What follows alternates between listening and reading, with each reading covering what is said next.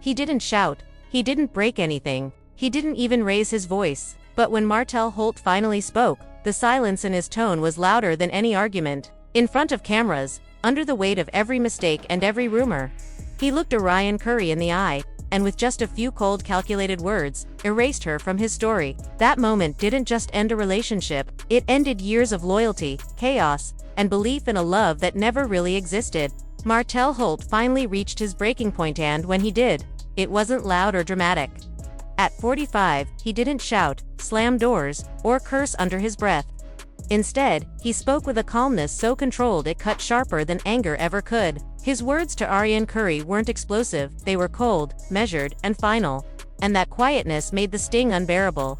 Under the scrutiny of flashing cameras and watching eyes, Arionne's face told the truth, her voice couldn't shock, pain, and tears she couldn't hide. This wasn't just another spat between ex-lovers, it was a public rewriting of their shared history. Years of loyalty, chaos, and emotional wreckage were reduced to a single, detached statement. She never mattered. Everything, the affair, their child, the headlines, and the heartbreak was brushed off as a mistake. And in that moment, Arionne wasn't just humiliated, she was erased. For a woman who had endured endless ridicule mocked online, turned into memes, labeled a homewrecker, the cruelty of that moment was deeper than anything strangers had ever said. Because this time, the dismissal came from the one person she had stood by when everyone else turned away. Most people know Martell Holt as the smooth-talking businessman from Love and Marriage. Huntsville, the once charming husband turned polarizing figure. But to Arionne, he was far more than a TV persona. He was a partner, a father, someone she had chosen to believe in, even when it cost her peace and reputation. Their relationship didn't begin in fame, it was consumed by it. While Martell smiled for cameras and played the role of a family man on screen, Arionne lived a much different version of that reality behind closed doors. She never chased fame, never asked to be part of a reality show. Yet, once her connection to him surfaced, her name became tabloid gold. Overnight, she was cast as the other woman, the villain, in someone else's marriage story. Martell, on the other hand, shifted effortlessly between roles, sometimes apologetic, sometimes arrogant, sometimes silent, but always steering the narrative. Until now, what made this recent confrontation so startling was its finality. Whatever illusions Arionne may have held on to dissolved in an instant. Despite everything, the public scorn, the late-night tears, she had still defended him. She spoke of their bond with sincerity, even hope. Through shared parenthood and quiet belief, she had convinced herself that their story meant something more than what outsiders could see. But Martell's words left no room for maybe. They were sharp, deliberate, and absolute. He dismissed their years together as a phase, a blip. And the way he said it, so effortlessly detached, was a kind of cruelty only emotional distance can deliver. For the one being erased, it doesn't feel like closure. It feels like a funeral, a public burial of everything that once existed. The internet predictably erupted, but this time, something unexpected happened. Sympathy. People who had long criticized Arionne began to show compassion. Because no matter what one thinks of her choices, watching someone be written out of a shared story by the person they once loved struck a universal chord, especially among women. It mirrored a pain many knew too well. The ache of being erased after giving so much of yourself to someone else's life. And still, Martell stood firm. Perhaps he believed this cold severing would clean up his image, make him appear as a man who made a single mistake rather than years of conscious decisions. But here's the truth: memories don't fade just because the cameras roll again, and children don't become mistakes. They are living, breathing proof of choices made. And you can't erase the person who helped bring that life into the world simply because it no longer fits your narrative. When the cameras stopped, Arionne didn't lash out. She didn't post angry rants or attempt to defend herself. Her silence, for once, said everything. But later that night, on an unfiltered Instagram Live, she finally let the pain show. Puffy eyes, trembling hands, no music or lighting, just raw emotion. You could see this wasn't about heartbreak anymore. It was about identity. About being told, after years of humiliation and devotion, that she had never been worth the fight. It wasn't a performance. It was a woman trying to hold her dignity, while mourning a version of her life that had just been buried in public. She never said his name, but she didn't need to. Everyone knew. Her followers knew. The blogs knew. The pain in her voice gave it away. It was too personal, too specific, too mistake. On that live stream, Arionne spoke not as a public figure, but as a woman unraveling. She talked about what it meant to stay loyal to someone who never really saw her, about giving up her peace, her reputation, even her future, for a man who treated her like a shadow in his story. And that raw honesty struck differently. There was nothing polished about it, nothing performative. It wasn't a stunt or a strategy. It was simply real. What moved people wasn't just her heartbreak, it was the realization that, all along, Arionne had never tried to be famous. She hadn't cashed in on the scandal.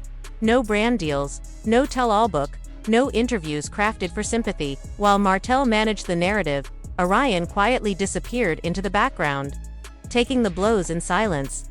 But when the mask slipped and she finally spoke, everything shifted. The internet, once merciless, began to reconsider her. Even her harshest critics, the ones who had flooded her DMs with cruelty, seemed to pause. Because no matter what anyone thought of her past, no one deserves to be discarded after years of devotion. Especially not by the very person who helped create the chaos and then walked away spotless. Martell, meanwhile, remained silent. No apology, no explanation. His feed carried on like nothing had happened. Gym selfies, brand promotions, smiling photos that made it seem as if he hadn't just gutted someone on camera. But that silence wasn't neutral. It vibrated with intention. In a culture where everyone rushes to clear the air, his decision to say nothing became its own kind of statement. It felt deliberate, almost strategic. As though he'd rehearsed the art of detachment. The absence of remorse made it clear this wasn't about heartbreak anymore. It was about control, about curating perception, reshaping the story, and salvaging an image that had begun to crack under the weight of public scrutiny. By refusing to acknowledge the fallout, Martell positioned himself above it. Silence, in his hands, wasn't passivity, it was a weapon. It created space for speculation, allowing him to watch others fight for meaning while he stayed centered in the role of calm, composed businessman, the man who never loses his cool. But the internet has a long memory. And it never stays silent for long. Within hours, online communities began piecing things together. Threads appeared dissecting his past interviews, Reddit forums resurfaced old soundbites, and TikTok commentators began creating timelines. Every clip where Martell sidestepped responsibility or belittled Arionne became evidence in a digital archive that grew by the minute. The narrative he had worked so carefully to maintain started unraveling in real time. Each resurfaced video served as a reminder of the pattern people had missed before, the charming smiles masking manipulation, the eloquent phrasing that spun accountability into When fans placed those moments side by side, the picture became painfully clear. What once looked like composure now looked like choreography. The contrast between the two of them couldn't have been sharper. Martell appeared curated, airbrushed into professionalism. Arionne was unfiltered humanity, messy, flawed, emotional. Yet, the internet that once mocked her vulnerability suddenly found it refreshing. Because the truth is, audiences are evolving. Viewers have grown weary of manufactured perfection. They crave authenticity, even if it's uncomfortable. Arionne's tears felt real in a landscape full of scripts. And realness, no matter how painful, always cuts through the noise. Behind the curtain of social media, though something deeper was happening, industry whispers began circulating, rumors that Martell's detachment was part of a broader plan. Insiders speculated that producers were eyeing him for a larger reality TV arc, and that he needed to clean up his narrative before stepping back in front of cameras. Rebranding, they called it. Distance from Arionne wasn't just emotional, it was strategic. For years, she had been a reminder of the scandal that tainted his rise. If the new storyline was redemption, she couldn't exist in it. Her presence complicated the image of a man learning from his mistakes. So, in the unofficial playbook of public reinvention, she had to be erased. This is how entertainment often works behind the scenes. Emotion becomes market analysis, and people become plot devices. Executives don't ask who's right, they ask what sells. And what sells best is transformation. To reintroduce Martell as a man who had moved on, someone had to become the ghost of his past. A silent figure whose pain validated his growth. Arionne, unwillingly, became that ghost. She wasn't marketable, she didn't fit the network's polished aesthetic. She wasn't the kind of woman who could be styled into a comeback montage or a redemption arc. She was raw, unpredictable, and painfully real. Reality, ironically, doesn't always sell as neatly as the fiction producers prefer. But that's where the plan began to backfire. Because the more Arionne's rawness contrasted with Martell's polish, the more people questioned his authenticity. Viewers, critics, and fans started noticing the gaps in his performance, the overly composed interviews, The repetition of phrases that sounded more like taglines than truths. What was once seen as self-control now came off as self-protection. Psychologists online even weighed in, writing think pieces about emotional detachment and image management. Commentators discussed the gender dynamics at play, how women's emotions are often used against them while men's silence is framed as strength. It sparked conversations far beyond gossip, about accountability, masculinity, and the social rewards of selective vulnerability. For the first time, the public conversation wasn't just about Martell and Arionne, it was about what their dynamic represented. Viewers began asking broader questions. Why do we glorify the composed man while vilifying the emotional woman? Why does control look powerful only when it's male? And why, in the court of public opinion, does silence so often win over sincerity? Meanwhile, Martell's feed continued uninterrupted. Motivational captions, workout routines, family photos, all symbols of stability. But for many, those images no longer inspired admiration. They provoked skepticism. The comments beneath his posts shifted from praise to probing. Is this your version of accountability? One follower wrote. Another asked, why can't you just say sorry? The brand that once thrived on relatability now carried an undertone of disconnect. He had become a man trying to market wholeness while quietly stepping over the wreckage he left behind. And no amount of lighting or filters could disguise that truth. Behind the numbers, followers, likes, sponsorships was a human reality too messy to fit into a caption. Arionne's name lingered in every thread, every conversation about him. She had become the subtext he couldn't delete. Her silence, once a sign of defeat, had turned into quiet authority. By refusing to engage, she allowed his behavior to speak for itself. The industry's whispers grew louder. Editors speculated that producers were nervous. The audience empathy had shifted, and with it, the value of Martell's redemption arc. Viewers didn't want to see another polished man talk about growth while the woman he hurt sat on the sidelines. They wanted something real, accountability, not aesthetics. And that's the irony of modern fame. The more you try to control your narrative, the faster it slips away. Martell's silence, once calculated, had begun to corrode the image it was meant to protect. What he thought was distance looked like indifference. What he meant as professionalism came across as pride. In a world where perception is currency, indifference can bankrupt you faster than scandal. Arionne, on the other hand, didn't need a media team or a redemption plan. Her humanity did what marketing couldn't. It connected. Every time she spoke with trembling honesty, people saw themselves in her. The woman who believed too long, loved too hard, forgave too often. That relatability turned her from tabloid headline to mirror. She wasn't just part of the story anymore. She had become the emotional center of it. In the months that followed, the energy online continued to shift. Analysts began calling it the empathy flip, a phenomenon where public sympathy moves from the polished to the authentic. Arionne's quiet pain had become a cultural moment, and Martell's curated calm, once admired, now looked hollow by comparison. Somewhere between the tweets and the think pieces, a truth crystallized. You can't curate redemption, you have to live it. And you can't erase people who helped write your story. Because eventually, their absence becomes the loudest part of your narrative. For Martell, silence was meant to shield. For Arionne, honesty became armor. And in the end, it was the unfiltered truth, not the calculated performance that the world believed. But Arionne's vulnerability accomplished what no PR campaign ever could. It made people care. For the first time in years, she wasn't just the other woman. She was a person, a mother, a woman who made mistakes but never asked to be erased. The tone online changed. Curiosity gave way to compassion. People wanted to know what she would do next. Not to feed the gossip cycle, but because they genuinely saw her now. Martell may have thought his dismissal closed a chapter, but life doesn't work like that, especially when a child binds you together. Co-parenting isn't a performance. It's the unfiltered version of a relationship that refuses to disappear. It's the awkward silences at drop-offs, the strained politeness during phone calls, the lingering ache of shared history. And for Arionne, that's the cruelest part. She still has to coexist with the man who publicly cast her aside like a storyline he no longer needed. Every exchange now carries weight. Even a simple text about a school event comes wrapped in tension. His words, "You never mattered," echo in the pauses, in the avoided eye contact, in every clipped response. The dynamic between them has shifted forever, not because she changed, but because she finally understood how replaceable she was in his version of events. But here's what Martell might not have anticipated. Clarity can be liberating. Once the tears dried, Arionne began to stand taller. Not because she stopped hurting, but because she stopped waiting. No more begging for crumbs of validation, no more mistaking silence for peace. The moment she stopped trying to fit into his story, she began writing her own. And that kind of awakening, quiet, steady, and self-made, is the most dangerous kind of power. Arionne didn't need a PR team. She just needed to stop apologizing for surviving. She didn't need a showrunner, a new brand, or a dramatic comeback. All Arionne needed was the truth.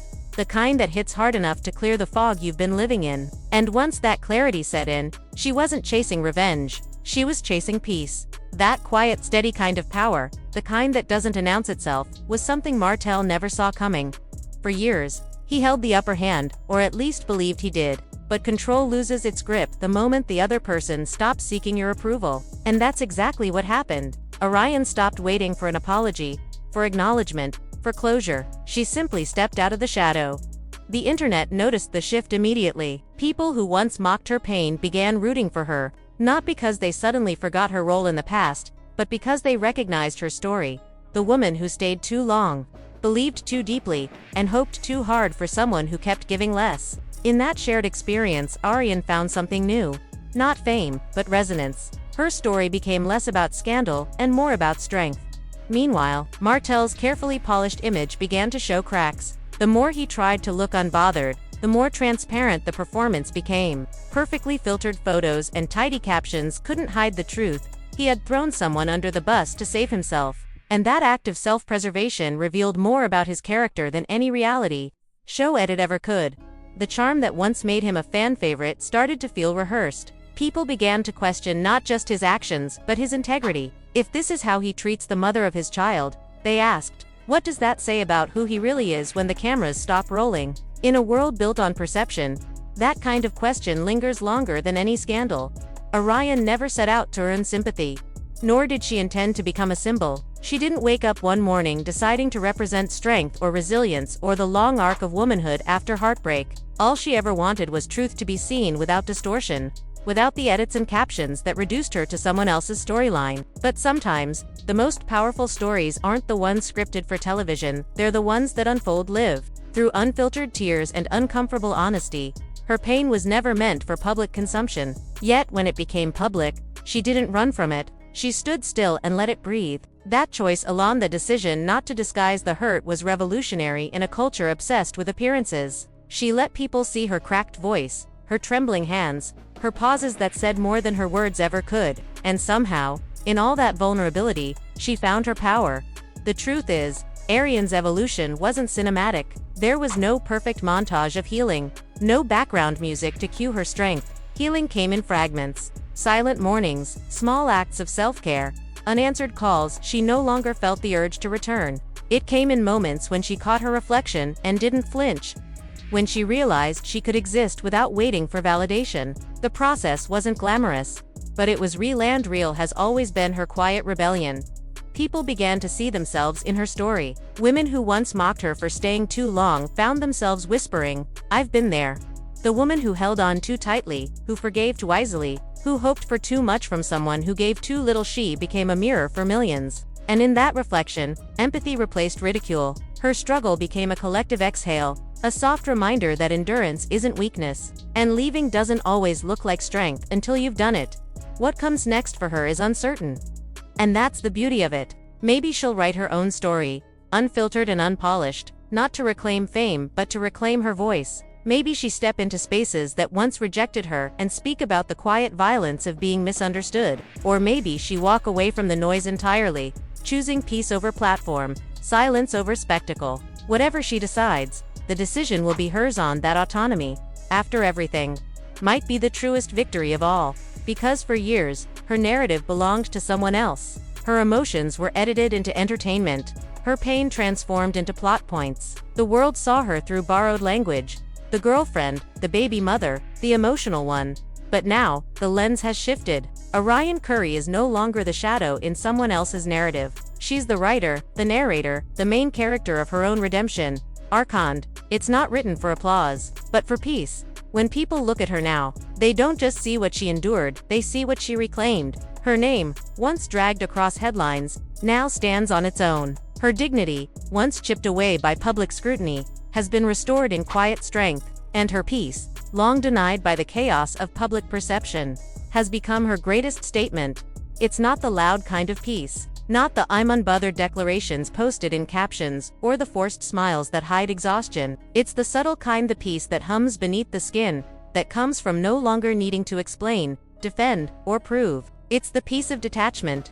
Of finally knowing that closure doesn't come from apologies or explanations, but from walking away with your self-respect intact. And the world noticed, not because she rebranded herself, but because she stopped trying. In an age where everyone performs healing online, Arionne chose authenticity over aesthetics. She didn't tidy her pain for public approval. She let it be messy.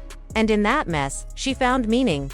People will remember her not for the scandal, but for the stillness that followed it. They'll remember the moment she stopped pleading to be understood and started standing in her truth. They'll remember the calm that replaced chaos, the dignity that replaced desperation. They'll remember how she refused to become the villain or the victim and, instead, became the voice. Because ultimately, Arionne's story isn't about Martell. It never truly was. He may have been the catalyst, but he's no longer the center. The story is about a woman who learned that survival isn't just breathing through pain. It's rebuilding your life in its aftermath, one honest step at a time. And that, more than anything Martell could have said, is what people will remember. Not the drama, not the betrayal, not the spectacle. They'll remember the woman who transformed her hurt into healing, who turned public humiliation into private clarity. They'll remember that in a world built on noise, she chose quiet. And in that quiet, she found herself again. Arionne Curry may not know exactly what comes next, but for the first time, she doesn't need to, because peace isn't found in prediction, it's found in presence. And she's finally here, fully awake, fully herself, no longer living as an afterthought in someone else's highlight reel. She's her own headline now, a name that no longer needs introduction, a woman who survived not for sympathy, but for sovereignty. And maybe that's the lesson the world was meant to see all along, that the softest kind of power is the kind that doesn't shout. It simply endures, then rebuilds, then rises.